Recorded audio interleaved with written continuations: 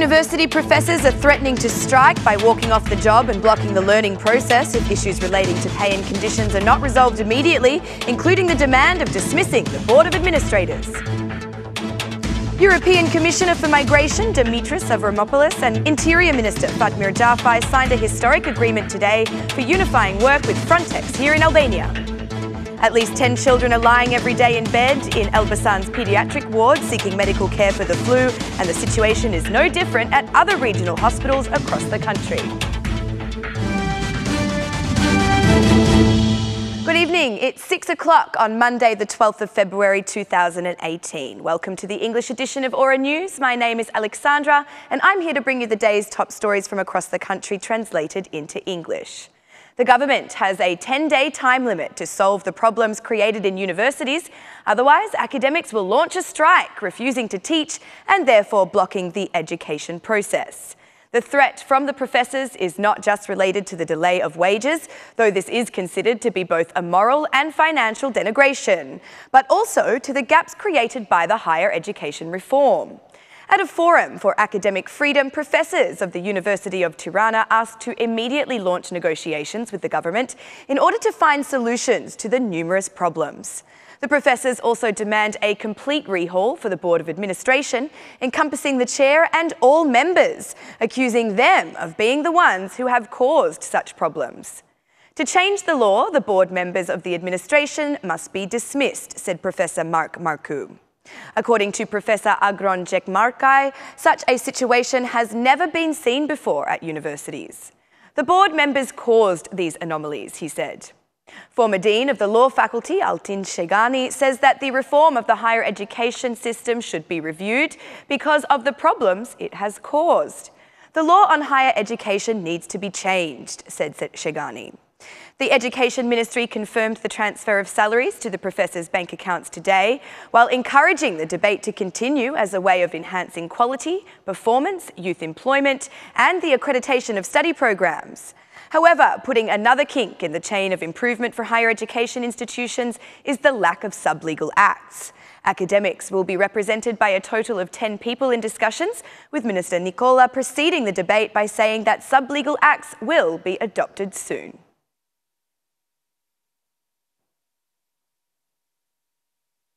The European Commissioner for Migration, Dimitris Avramopoulos, met today with Albanian Interior Minister Fatmir Jafai, with discussions focusing mainly on the force of law agreement. In the framework of these discussions, the pair discussed a cooperation agreement between Frontex and the Coast Guard, as well as vetting of the state police. We will do everything to guarantee that Albania will no longer be in the map of cannabis cultivation, explained Fatmir Jafai. Commissioner Avramopoulos emphasised the importance of the agreement. I would like to thank, in particular, the Albanian authorities for the quick work they have done to allow us to reach this agreement for the European Border and Coast Guard Agency. We have signed a very important agreement today. This agreement will initially allow the arrival of a team from the European Border and Coast Guard Agency here in Albania. In fact, the signing of this agreement marks the end of negotiations, stated Dimitris Avramopoulos. The European Commissioner said he also added that he welcomed the process of vetting among state police officers, declaring, "The fight against organised crime must continue. I would like to welcome the planned vetting process of the police." In addition to the border agreement, Minister Jafai said he had also signed a memorandum of understanding with Avramopoulos on Albania's participation in the European Union Justice Programme. The Democratic Party has taken the decision to file a request for an investigative commission on the ties between politics and drugs, with a particular reference to issues relating to the Saimir Tahiri case. The request has also received the support of other opposition groups and will be deposited today.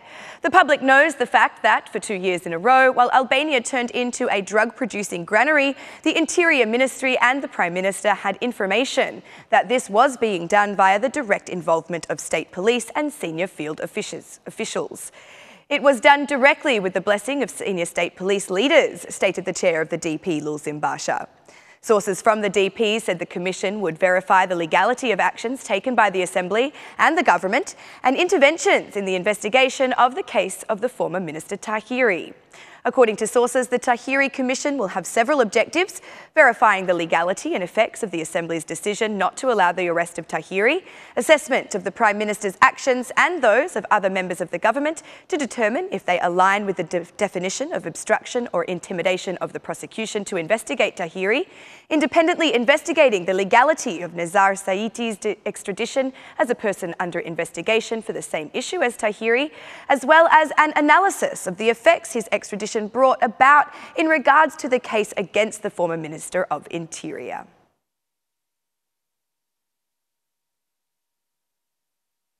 Statement made by Austrian Deputy Chancellor Christian Strach has caused storms, expanding well outside the borders of Austria after he declared that Kosovo is part of Serbia. Strach was on a visit to Belgrade today, while his spokesman has denied he made such a declaration about Kosovo. These statements were quoted by the Serbian newspaper Politico. Through a joint press conference with Serbian Foreign Minister Ivica Dačić, the Deputy Austrian Chancellor said that the reality is that Austria recognises Kosovo's independence. However, Serbia considers Kosovo to be a region of their country. This is a reality for Serbia, so it is necessary for both sides to meet and find a compromise, said Strach. He underlined that, as a Chancellor, it is not his position to have a personal opinion or to interfere on the matter. He explained that he understands the Serbian vision and that, according to him, a long-term solution cannot be one-sided. Strach recalls that before he was a member of the government, he criticised Austria's decision to declare Kosovo's independence, while Minister Dačić expressed his gratitude for the stance. Vienna has given an official statement stating that such comments as an official position of Austria are impossible. Recognition by Austria that Kosovo is an independent state is an irrefutable fact, said Karin Kneissel, a spokeswoman for the Austrian Foreign Minister. The Conservative Party member Othmar Karas reacted angrily against the publication, considering the Serbian media's article an attack on peace in the Balkans. The situation forced the Austrian embassy in Kosovo to make a statement via Twitter, guaranteeing that there has been no change to Vienna's official position on Kosovo. Even the EU Enlargement Commissioner Johannes Hahn took a moment to confirm his position on this issue by reposting the statements of the Austrian ambassador in Kosovo on his Twitter account. The statement depicted that Austria is one of the strongest supporters of Kosovo's independence. Serbian media claim that there are attempts to revoke the recognition of Kosovo's independence by the Czech Republic as well, but the Foreign Ministry insists that such information is simply Serbian media's attempt at some ugly propaganda.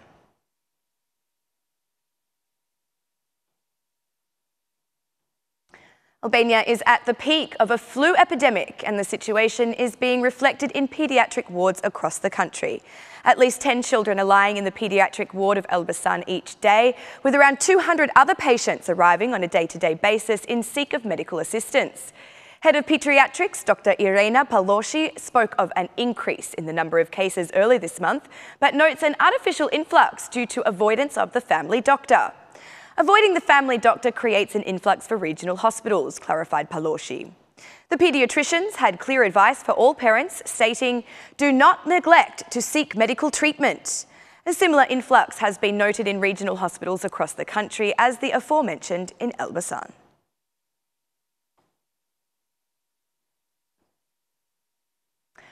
Road frosts are the major problem after snowfall, currently affecting the eastern districts of the country. In Dibra, the situation remains problematic in the mountainous administrative units, where the snow has reached 60 centimetres in thickness. Trebishti, Ostren, Selishta and Lura are all blocked. Administrators and residents of deep mountain areas call the situation alarming and have raised that they do require intervention. Meanwhile, those travelling on rural roads must do so only with appropriate snow change attached to the tyres of their vehicles. In Bulčiza, there are reports of damage to the power distribution network. In Kukas, the situation has improved as of today.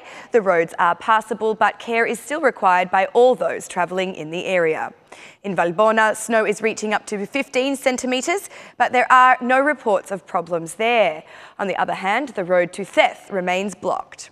In the southeast, the Darda road in Korcha became impassable without the use of snow chains, and the situation remains this way today. There are problems in some villages of Devol, where the thickness of snow has reached 40 centimetres. The Korcha-Kapstica road is currently impassable, as well as most other axes in the southeast of the country.